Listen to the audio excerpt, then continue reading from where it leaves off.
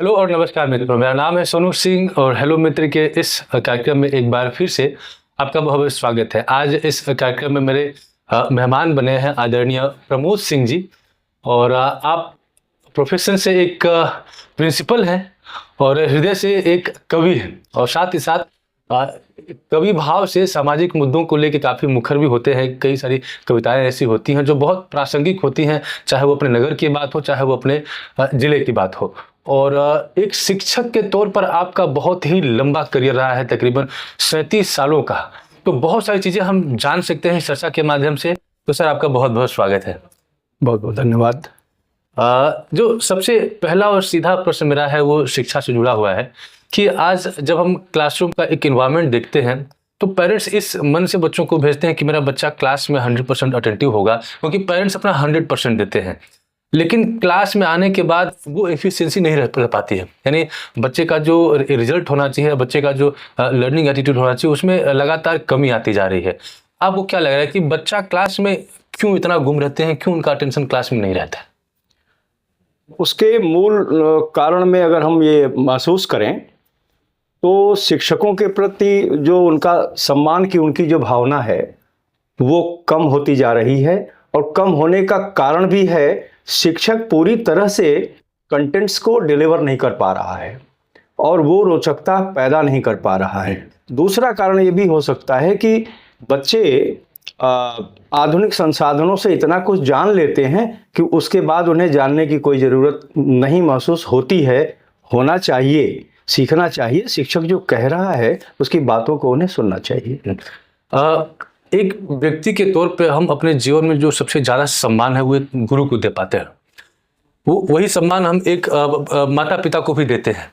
लेकिन जब बच्चा उसको पता है कि हमारे पास वैकल्पिक संसाधन मौजूद है, यानी हम इंटरनेट पर जाके या डिजिटल प्लेटफॉर्म पर जाके हम वीडियोस देख सकते हैं, तो कहीं ना कहीं उसका एटीट्यूड ऐसा रहता है कि हम क्लास में अटेंटिव ना भी रहें तो काम चल जाएगा। और ये भी एक कारण बनता है कि शायद वो टीचर्स की उतनी रिस्पेक्ट नहीं कर पाते। क्या आपको लगता है कि कैरेक्टर बिल्डिंग या जिनको रिस्पेक्ट देना चाहिए वो चीज़ें सीखना बहुत जरूरी होता है एक स्टूडेंट की लाइफ में? बिल्कुल सीखना जरूरी होता है। बच्चे का वो जो जीवन है पढ़ाई के समय का बड़ा महत्वपूर्ण है। अगर उसे उस तरीके का माहौल दिया जाए और उसे यह बताया जाए, एक शिक्षक की भी भूमिका इसमें महत्वपूर्ण इसलिए है कि अगर कोई विषय अगर उसे पढ़ाना है तो बच्चे को कोई बुक दी गई है, वह तो पढ़ रहा है, ऑनलाइन मोड से भी वह जान रहा है कि इसमें क्या लिखा हुआ है और ऐसे भी पढ़ के जान ले रहा है। शिक्षक का कार्य, जैसे सपोज करें कि 100 पृष्ठ की कोई पुस्तक है तो शिक्षक का कार्य 101वें पृष्ठ से शुरू होता है। 100 पृष्ठ तक तो विद्यार्थी कहता है मैं तो पढ़ा हूँ इसको, मैं जानता हूँ। तो शिक्षक जब तक 101 पृष्ठ से शुरू नहीं करेगा तब तक बच्चे उसकी बात सुनने, समझने और मानने वाले नहीं हैं, क्योंकि वो पूरी तरह से आधुनिक एरा से जुड़ चुके हैं। तो शिक्षक की ये महती भूमिका बनती है कि अपने गहनतम अध्ययन को और सघन करे और कुछ नई चीज़ें बच्चों में दे जिससे बच्चों का जुड़ाव हो सके। चूँकि आपने बताया कि 37 साल आपने इस शिक्षण प्रक्रिया में आपने बिताया है। हमारे कई बार एग्जाम्पल ऐसा लोग देते हैं कि जब हमारे पुराने गुरु शिष्य परंपरा में हम जाते हैं, गुरुकुल सिस्टम में जाते हैं, तो वहाँ पे गुरु का जो स्थान हुआ करता था शीर्ष पे हुआ करता था। उसको लेके एक कविता भी है, बहुत फेमस है। तो ऐसा क्या प्रबंध किया जा सकता है कि जो गुरु शिष्य परंपरा या जो पुरानी चीज़ों की, जब मैकाले एजुकेशन सिस्टम लागू हुआ तो बहुत सारी चीज़ें उसमें इस तरह से गढ़ी गई कि किस तरह से जो यहाँ की परंपरा है या जो यहाँ का सिस्टम उसको तोड़ा जाए। हम थ्रू आउट टाइम, जैसे समय बीता गया तो हम उसको एक एजुकेशन सिस्टम के तौर पर लेने लगे, लेकिन कहीं ना कहीं वो एक विकृति का भी काम करती गई। क्या आपको लगता है कि आवश्यकता है कि हम फिर से उसी गुरु शिष्य परंपरा को स्थापित करें या उस दिशा में आगे बढ़ें? हाँ, करने की ज़रूरत है। इसमें शिक्षकों की भूमिका महनीय हो जाती है। जब तक एक शिक्षक अपने आप को एक आदर्श के रूप में प्रस्तुत नहीं करेगा तब तक उसका विद्यार्थी उसे स्वीकार नहीं करेगा। एक आदर्श के रूप में, और एक शिक्षक का दायित्व भी है कि वो अपने आप को एक आईने की तरह अपने विद्यार्थियों में प्रस्तुत करे। मैं आपको एक छोटा सा वाकया बता रहा हूँ, बहुत पहले की बात है। हमारे कुछ मित्रों ने कहा कि चलिए बाजार में हम चलते हैं और कुछ गोलगप्पे इत्यादि खाएंगे। और शिक्षकों का समूह था। जिस स्थान पर हम सब गए वहाँ 2-4 बच्चों ने गुड इवनिंग सर, तो ये फिर हुआ कि नहीं, यहाँ नहीं आगे खाते हैं। और अंत में हुआ क्या कि हम लोग बगैर गोलगप्पे खाए हुए वापस आ गए। अगर खाते तो हमारे और बच्चों के बीच की जो दूरी थी वो खत्म हो जाती। बिना खाए वापस आना और फिर शिक्षक समूह में कसम ले लेना कि ऐसे किसी मेले के अवसर पर हम सब कहीं नहीं जाएंगे जहां हमारी भेंट बच्चों से ऐसी जगहों पे हो जाए।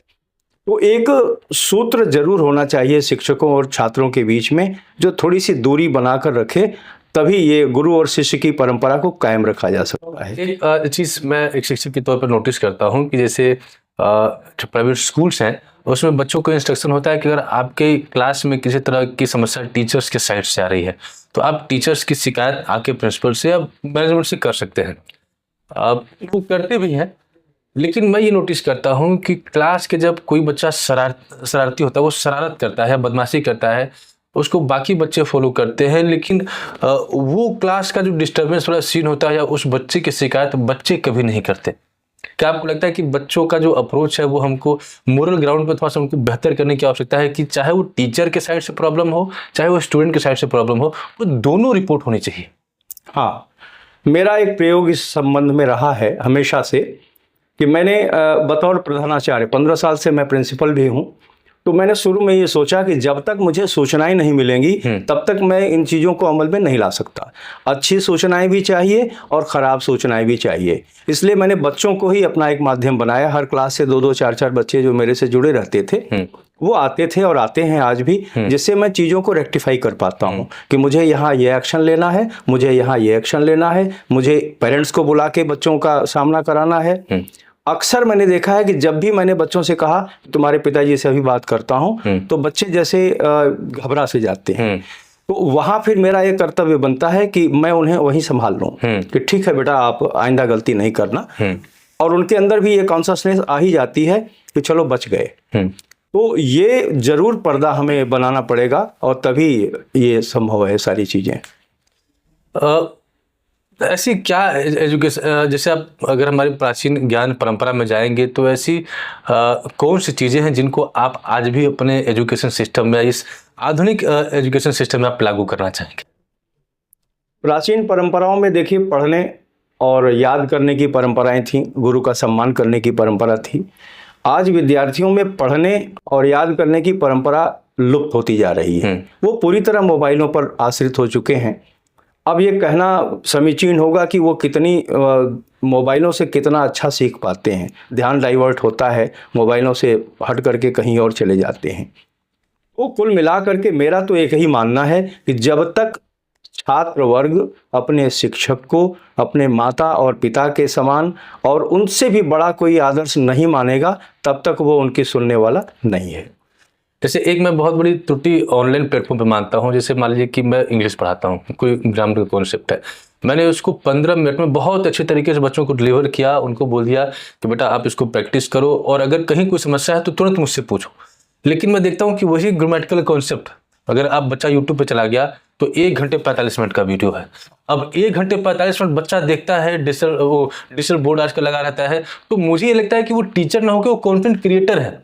अधिक व्यूज चाहिए और ज़्यादा टाइम तक वो एंगेज करते हैं, और बच्चों को ये लगता है कि वो प्लेटफॉर्म बढ़िया है, और यही कारण है कि कहीं ना कहीं टीचर से वो कटते हैं और फिर बाद में उनका परफॉर्मेंस गिर जाता है। क्या आपके नज़र में ऐसा कुछ वाकया है? हाँ, आप इसके ऊपर क्या कहेंगे? मेरा मानना यह है कि देखिए, ऑनलाइन लोग वीडियो देखते हैं जरूर, लेकिन वीडियो देखते देखते उनके मन में जो शंकाएं पैदा होती हैं वो वीडियो उन्हें दूर नहीं कर सकता। क्लास में खड़ा हुआ एक शिक्षक जिसे अपने विषय का पूरा ज्ञान है, कभी भी बच्चे के द्वारा कोई भी प्रश्न किया जाए तो वो उसका उत्तर दे सकता है। तो शिक्षक से बढ़कर के कोई प्लेटफॉर्म नहीं है जो छात्रों के मनोवृत्तियों को पूरी तरह से समझ सके और उन्हें अपने अनुरूप ढाल सके। आपके व्यक्तित्व का एक सबसे अहम हिस्सा है काव्य। आप कविताएं रचते हैं, आप लिखते हैं। किस पहचान के साथ आप ज़्यादा कंफर्टेबल महसूस करते हैं? एक कवि हृदय ज़्यादा भारी है या एक शिक्षक का जो व्यक्तित्व है वो ज़्यादा भारी है? देखिए, जब तक मैं अपने कार्य क्षेत्र में रहता हूँ, जो मेरा दायित्व है, तब मैं वहाँ उसका हूँ। मैं प्रधानाचार्य हूँ, मेरे अंडर में बहुत सारे बच्चे और शिक्षक इत्यादि हैं, तो मेरी जो ड्यूटी का आवर है, जो घंटे हैं, उस समय कोई साहित्य नहीं, कोई अन्य काम नहीं, सिर्फ ड्यूटी। और जब वहाँ से मैं निकलता हूँ तो फिर पूरी तरह साहित्य का हो जाता हूँ। वहाँ से निकलने के बाद का पूरा समय मेरा साहित्य के लिए है, सोचने के लिए है, समझने के लिए है और कुछ न कुछ लिखते रहने के लिए है। व्यक्ति के मन में अगर साहित्य की उपज होती है तो उसका एक उद्देश्य होता है। एक उद्देश्य होता है कि मुझे अपने पांडित्य का प्रदर्शन करना है, कि मैं भी लिख सकता हूँ, मैं भी अच्छा कर सकता हूँ। कुछ लोग जैसे रामधारी सिंह दिनकर जी, तो उनको राष्ट्र कवि का दर्जा मिला हुआ था। तो कुछ कवि ऐसे हुए जो राष्ट्र चेतना का काम करते थे, उनका उद्देश्य था, वो कुछ भी नहीं लिखते थे, जो लिखते थे उसके पीछे एक उद्देश्य था। आपकी जो कविताएं हैं मुख्यतः किन चीजों से प्रभावित होती हैं? क्या केंद्र बिंदु होता है इसका? समाज में जो भी मैंने देखा, जो जिस चीज को भोगा जाना, उस पर मैं लिखता हूँ। और मेरी जो रचनाएं हैं, जैसे तुलसीदास जी ने कहा कि स्वांतः सुखाय हैं, तो मैं अपने मन के प्रसन्नता के लिए मैं अपने लिए कविताएं लिखता हूँ। मेरा कोई उद्देश्य नहीं, मेरा कोई मकसद नहीं कि मैं राष्ट्रीय कवि के रूप में जाना जाऊं।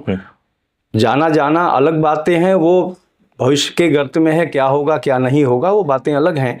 लेकिन मैं जितनी भी रचनाएं लिखता हूँ वो अपने जीवन की देखी, सुनी, समझी और भोगी हुई जिंदगी का हिस्सा होती हैं। अब वो राष्ट्र के प्रति समर्पण भी है, समाज के प्रति समर्पण भी है। एक कवि के तौर पे आप किसको अपना आदर्श मानते हैं? मैं आपको एक छोटी सी घटना बताऊं। मेरे अंदर पता नहीं कितने कवि और पता नहीं कितने साहित्यकार जीवित हैं। और व्यंग्य लिखता हूं तो मैं हरिशंकर परसाई जी को अपना गुरु मानता हूं। और कविताओं में तो छाप पंत जी की और तमाम और दो चार लोगों की है। और गज़लें भी लिखता हूं, कवित्व भी लिखता हूं। तो मेरे अंदर का कवि न जाने कब कहाँ किस ओर चला जाए, कोई ठीक नहीं है। तो हाँ, व्यंग्य में जरूर मैं हरिशंकर परसाई जी को फॉलो करता हूँ। व्यंग्य से मुझे एक वाकया याद आया कि मैं कविताएं तो नहीं लिखता, लेकिन व्यंग्य को मैं फॉलो जरूर करता हूँ। और मेरी लेखनी में जो मैं पोस्ट डालता हूँ फेसबुक पे, वो होता है एक बार मैंने व्यंग्य लिखा जिसमें नाचने और नाच देखने वाले, ये दो की बातें थी, लेकिन दोनों को एक कर दिया गया।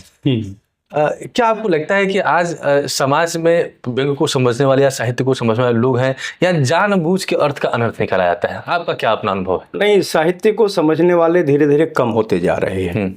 पहले जो साहित्य की चीजें थी वो एक अलग मायने रखती थी। जैसे पहले के कवि सम्मेलन इत्यादि जो हम लोग जाते थे तो वो रात भर चलते थे, श्रोता बधे रहते थे। आज के कवि सम्मेलनों का जो दायरा है वो लग्जरियस हो गया है। पहले मुझे याद है कि हम सब 9 बजे अगर मंच पर बैठे तो भोर हो जाती थी और रचनाएं लोग सुनते थे, बैठे रहते थे। कक्षा 10 का जब मैं विद्यार्थी था, उसके बाद 12 और तमाम चीज़ों में गया, तो मुशायरे इत्यादि में जब जाता था तो ज़मीन पर बैठ करके शायरी लिखना और तमाम चीज़ें, वो चीज़ें अब रही नहीं। न वैसे श्रोता रहे तन्मय सुनने वाले, न ही वैसे साहित्यकार रहे जो हम सब के समय में थे। अब सिर्फ एक प्रदर्शन का हिस्सा है, कोई कहीं प्रदर्शित हो रहा है, कोई कहीं प्रदर्शित हो रहा है। साहित्य नाम की चीज अब बहुत कम देखने को मिलती है। कुछ पोस्ट मैंने लिखे हैं, उनको आपने पढ़ा भी होगा। लोग कहते हैं कि आपको शब्दों का थोड़ा सा ध्यान रखना चाहिए, क्योंकि कोई अभद्रता मेरे शब्दों में नहीं होती है। मैं किसी एक स्पेसिफिक पर्सन को या स्पेसिफिक कम्युनिटी को टारगेट नहीं करता, लेकिन व्यंग्य की अपनी महिमा होती है कि वो जाएगा तो वो लगेगा ही लगेगा, वो हिट करेगा। क्या लग रहा है कि मुझे कहाँ पर सुधार करनी चाहिए? देखिए, जो भी आप स्वतः प्रस्फुटितीकरण जिसको बोलेंगे ना, जो संभल कर सुधार कर मुंह से जो निकल गया वो सच ही है। और मैं अपना जहां तक मानता हूं कि जब भी मैंने कहीं कुछ लिखा तो वो सटीक जाकर वार वहीं करता है। पता नहीं उसके लिए लिखा कि नहीं लिखा मैं नहीं जानता, लेकिन लगता वही है जाकर जिसके लिए लिखा गया है। मतलब शब्द वेदी की महिमा अब भी है। अब भी है, ये मेरे साथ भी होता है। प्रश्न आते हैं कि ऐसा आपने मेरे लिए क्यों लिख दिया? हमने कहा आप मेरे साहित्य को बांध नहीं सकते, और ये मेरा साहित्य है, वो आप ही के लिए बधा हुआ नहीं है। न जाने कहाँ कहाँ वो प्रस्फुटित होगा, आगे जाएगा। तो ऐसा कुछ नहीं है, ये लोगों की सोच पर है। और जैसी सोच, जाकी रही भावना जैसी, प्रभु मूरत देखी दिन तैसी। और इतनी अचंभा करने वाली बात है, जो बहुत सी ऐसी कविताएं हैं जो 50 साल पहले लिखी गई हैं, लेकिन अगर उनको आप अभी पढ़ देंगे तो सामने वाला व्यक्ति बुरा मान जाएगा कि उसको लगा कि वो उसी के लिए गढ़ी गई है। तो मुझे लग रहा है कहीं ना कहीं लोगों के अंदर समझने का भी अभाव है, और वो ये मान लेते हैं कि नहीं, उन्हीं को स्पेसिफिकली टारगेट करके किया जा रहा है। नहीं, अगर वो मान भी लें कि उन्हीं को टारगेट किया जा रहा है तो उनको अपने में सुधार लाना चाहिए। लेकिन वो सुधार नहीं लाएंगे। वो गलत हैं, वो जानते हैं, लेकिन उनको गलत कहने वाला उनके अनुसार गलत होता है। ये हमारा राष्ट्र का, ये हमारे राष्ट्र का राष्ट्रीय चरित्र होता जा रहा है कि जितने भी गलत हैं वो एक समूह बनाएंगे और किसी सच्चे इंसान को टारगेट करेंगे। ये होता आया है बहुत पहले से और आज भी हो रहा है, भविष्य में भी ये चलता रहेगा। हमारे चर्चा की इस आखिरी कड़ी में हम पहुंचेंगे अपने मुगल सराय के क्षेत्र, मुगल सराय की बातें करेंगे। मुगल सराय को लेके आपकी बहुत सारी कविताएं आती रहती हैं और एक तरह से कह सकते हैं कि बहुत ही प्रासंगिक होती हैं। इतने सालों में क्या कुछ बदल गया मुगल सराय में? अगर हम कुछ एक दो बड़े परिवर्तन की बात करें, क्या बदला है? मुझे जहाँ तक याद है, मैं सन 75 से लगभग मुझे याद है कि मुझे पूरा लगभग मुगल सराय याद है। 75 से मान के चलिए। तब के आपसी प्यार और अब के आपसी सामंजस्य और प्यार में बहुत फर्क आ गया है। तब का समाज अलग था, विकास कम था जरूर, आज भी विकास उतना नहीं है जितना होना चाहिए। तब कम था लेकिन दिलों में प्यार था। आज थोड़ा बहुत है जरूर, लेकिन मतैक्य बहुत ज़्यादा हो चुका है। हाँ, मतांतर ज़्यादा है, मतैक्य कम है। तो मैं इस चीज़ को देखता हूँ। मैं व्यक्तिगत रूप से कहना चाहता हूँ कि जो योजनाएं नगर के लिए आएँ वो पूरी की पूरी तरह लागू हों, जैसा पहले भी हुआ। लेकिन अब वो चीज़ें दिखती नज़र नहीं आ रही हैं। वहाँ से कुछ और आ रहा है, लेकिन गंगा वहाँ से चलने के बाद गंगा यहाँ सिमट जा रही है। यह मुगलसराय की जनता के लिए दुख का विषय है। मतलब जैसे होता है ना कि कोसी गंगा में मिलती है, लेकिन यहाँ पर वहाँ से गंगा चलती है, यहाँ की कोसी बन जाती है। कोसी बन जाती है।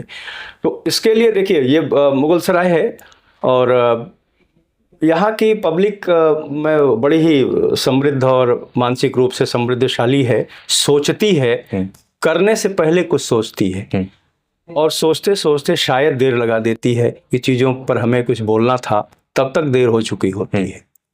बोलना चाहिए, जो चीज़ें सच हो रही हैं, सही हैं, उस पर हमें बोलना चाहिए। जो गलत है उस पर अलग अलग तरीके से विरोध हम कर सकते हैं, लेकिन नहीं कर रहे हैं क्योंकि आपसी स्वार्थ की भावना सब में एकदम बैठ सी गई है। नगर का विकास हो या न हो, लेकिन हम सब के संबंध लोगों से बने रह जाएं, हमें कोई बुरा न कहे, ये लोगों के अंदर जैसे एक भावना घर कर सी गई है, जो गलत है। क्या आपको ऐसा लगता है कि जो हम मुगल सराय में देखेंगे तो बहुत सारे समाज सेवी हैं, या लगभग हर मोहल्ले में दो चार बड़े नेता हैं जो अब ये ऐसा दावा करते हैं, लेकिन क्या आपको ऐसा लगता है कि चाहे वो राजनीति हो, चाहे वो समाज सुधार की बातें हो, सिर्फ फोटो तक ही सिमट के रह गया है?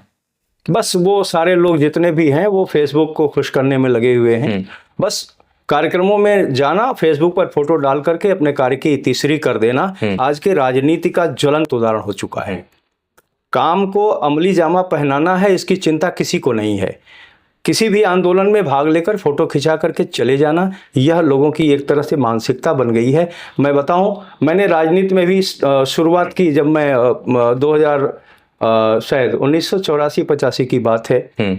मैंने सोचा कि जरा देखा जाए भाई, समाज सेवा के तहत छात्र आंदोलन में जब ओम प्रकाश सिंह जी का आंदोलन हो रहा था, उसमें BHU के अध्यक्ष तमाम चीज़ें थी, तो मन में आया कि चलो देखते हैं। लेकिन राजनीति का विकृत रूप मैंने उस समय भी देखा और उस विकृत रूप को देखते हुए मैंने तुरंत तिलांजलि दी कि मुझे अब इन सब चीज़ों में रहना ही नहीं है। मेरा साहित्य मेरे लिए अपना है। जो कहूँगा सच कहूँगा, सच के सिवा कुछ भी नहीं कहूँगा।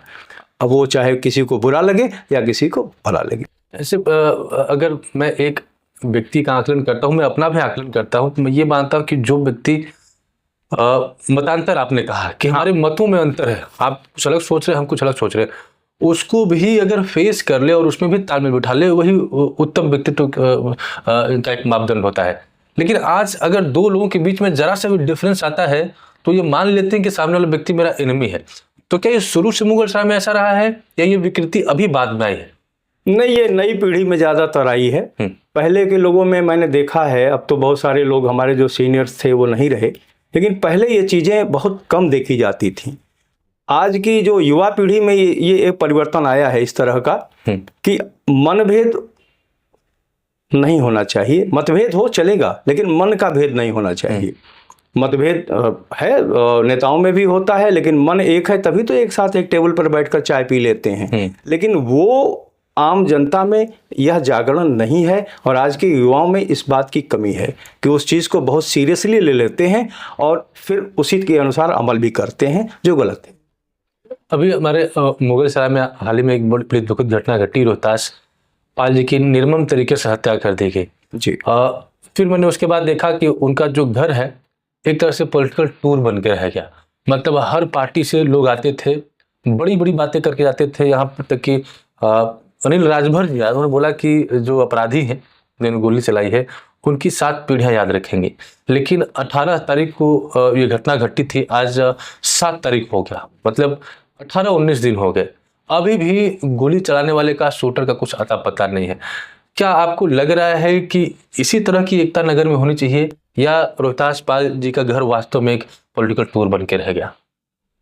मेरा इस संबंध में मानना है कि मुगल सराय की जो जनता है मूलतः व्यापार करने वाली जनता है और दूसरी जो कैटेगरी है वो नौकरी पेशा लोगों की कैटेगरी है। एक व्यापार, दूसरा नौकरी पेशा लोग। व्यापारी बहुत ज़्यादा इन चीज़ों में भाग नहीं लेना चाहता और नौकरी करने वाले लोग भी बहुत ज़्यादा इन चीज़ों में भाग नहीं लेते। इस घटना के परिप्रेक्ष्य में अगर कहें तो ये राजनीतिक पर्यटन बनकर मात्र रह गया। लोग आए, ढिढोरा पीटा, बातें की और चले गए। अकेला रह गया तो रोहितास पाल का परिवार जो आज भुगत रहा है तमाम चीज़ों को, कह नहीं पा रहा है सच्चाई को। अब ये आने वाला वक्त बताएगा कि प्रशासन क्या कर पाता है, क्या नहीं कर पाता है। लेकिन निश्चित रूप से ये राजनीतिक पर्यटन का मुद्दा बनकर रह गया। हर पार्टियों ने चेहरा दिखाया लेकिन किया किसी ने कुछ नहीं। एक आखिरी प्रश्न मैं आपसे पूछूंगा और ये प्रश्न नहीं है बल्कि ये जानने की इच्छा है मेरी कि मुगल सराय का एक नागरिक होने के नाते ऐसे कौन कौन से विकास के अवसर या विकास की चीज़ें आप मुगल सराय में देखना चाहते हैं? जैसे होता है कि कोई पॉलिटिशियन हमारे पास आया तो हम चाहते हैं कि इन मुद्दों के ऊपर चर्चा हो या हमारे नगर को ये चाहिए। आपके हिसाब से अगर मैं पूछना चाहूँ तो क्या चीज़ें आपको लगता है कि मुगल सराय में हमको जरूर मिलनी चाहिए? सबसे बड़ी बात तो जो हम अभी नगर में देख रहे हैं कि स्टेशन के ठीक सामने जो पोर्शन आपको दिख रहा है वो न जाने कितने समय से एक आदेश में है कि वो स्टेशन दिखना चाहिए, जो नहीं दिखा। और शायद आगे क्या हो, न दिखे या दिखे वो तो भविष्य के गर्त में है। सड़कें जो पड़ाव से चली वो पुल तक आते आते वो सर्पाकार गति से होने लगी। वहाँ भी प्रशासन को एक बार उच्च स्तरीय ध्यान दे करके उसे देखना चाहिए कि नागरिकों को समस्या हो रही है। नगर में कोई ऐसा पुस्तकालय नहीं है बड़ा जिसमें बैठकर नगर के युवा कुछ पढ़ सकें। डिजिटल लाइब्रेरीज तो बन गई लेकिन बच्चे वहाँ कंटेंट क्या देख रहे हैं कोई नहीं जानता है। तो जब तक किताबों से भरी हुई लाइब्रेरी किस नगर में नहीं होगी जहाँ युवा और वृद्ध जा सकें, और बच्चों के खेलने कूदने के लिए कोई भी स्टेडियम यहाँ अभी तक नहीं बन पाया है जिसमें युवा टहलें दौड़ें, और एक बाकले इत्यादि है तो वहाँ समय समय पर रिस्ट्रिक्शंस लग जाते हैं कि वहाँ नहीं जाना है, जाना है। तो कुल मिला जुला करके हम इस नगर को समृद्ध नहीं बना रहे हैं, कहीं न कहीं से अविकास की गति की ओर ढकेल रहे हैं। मतलब एक समुचित पार्क तक नहीं है कि जहाँ लोग अपना समय बिता सकें। बिल्कुल नहीं है। और ये यहाँ के युवा मन को, व्यापारी मन को और नौकरी पेशा लोगों को हमेशा व्यथित करता रहता है। सब्जी भी लेने जानी है तो सड़क के किनारे सब्जी बिक रही है, आज तक उसका कोई निराकरण नहीं निकला कि इसको भी कहीं व्यवस्थित कर दें जिससे लोगों को आसानी हो कि भाई राहगीर कहीं कोई चोटिल न हो, गिरे नहीं, कोई दुर्घटना न हो। इस पर बहुत ही सोचने की बात है नगर के विकास पर, नगर के नक्शे के ऊपर कि इसे कैसे सजाया जाए। अब तक तो नहीं दिखा कि कोई करने वाला है, आगे भगवान जाने। मुगल सराय या मुगल सराय चंदौली से जुड़े हुए कुछ ऐसी लाइनें जिन्होंने, आपने बहुत सारी लाइनें लिखी और मुझे तो सभी पसंद है, लेकिन कुछ चंद लाइनें मैं चाहता हूं कि उसके साथ हम इस कार्यक्रम को समाप्त करें। 4 पंक्तियां दे रहा हूं क्योंकि राजनीतिक पर्यटन भी हो चुका है और तमाम चीज़ें हो चुकी हैं, तो मैं एक मुक्तक दे रहा हूं कि सहारा दे नहीं सकते, शिकारा बन नहीं सकते, सहारा दे नहीं सकते, शिकारा बन नहीं सकते, लहर जो बन गए हैं वो किनारा बन नहीं सकते, लहर जो बन गए हैं वो किनारा बन नहीं सकते, शरारा बन के घूमे हैं ज़ियारत का दिखावा है, शरारा बन के घूमे हैं ज़ियारत का दिखावा है, वो सूरज बन नहीं सकते, सितारा बन नहीं सकते, वो सूरज बन नहीं सकते, सितारा बन नहीं सकते। बहुत बहुत धन्यवाद। बहुत शानदार। ये पुस्तक मैंने कैसा दिन यह कि 18 दिन के अंदर लिखी गई है कोरोना काल में, जिसे अभी बिहार के राज्यपाल जो हैं उन्होंने भी इसको सम्मानित किया और बड़े प्यार से इसको पढ़ा। ये पुस्तक मैं आपको गिफ्ट करना चाहता हूँ कि ये पुस्तक आप ज़रूर पढ़ेंगे। इसमें आपको कोरोना काल की बहुत सारी यादें मिलेंगी। और मेरी एक दूसरी पुस्तक मैं चंदौली हूँ, जिसमें मैंने चंदौली के पूरा भौगोलिक और ऐतिहासिक परिदृश्य को देखते हुए बांध, चकिया और तमाम रवायतों को लिखा है। इस पर भी निश्चित रूप से आपकी दृष्टि जाएगी और आपका प्यार मिलेगा। बहुत बहुत धन्यवाद। जी, मैंने इसके बारे में बहुत चर्चा सुनी है, कुछ थोड़ा बहुत मैंने जाना भी है, लेकिन अब किताब मेरे पास है तो मैं ज़रूर इस किताब को बिल्कुल आप इसे पढ़ेंगे और आपको चंदौली में होने का गर्व महसूस होगा। और आप सभी दर्शक जो हमारे साथ इस वीडियो के माध्यम से जुड़े रहे, उम्मीद है कि ये चर्चा आपको पसंद आई होगी। और अपने कमेंट के माध्यम से आप अपने राय हमारे साथ साझा कर सकते हो। जिस भी प्लेटफॉर्म पे आप वीडियो को देख रहे हैं वहाँ पे चैनल को सब्सक्राइब करें, पेज को फॉलो करें, और अगर वीडियो पसंद आए दोस्तों के साथ साझा करना ना भूलें।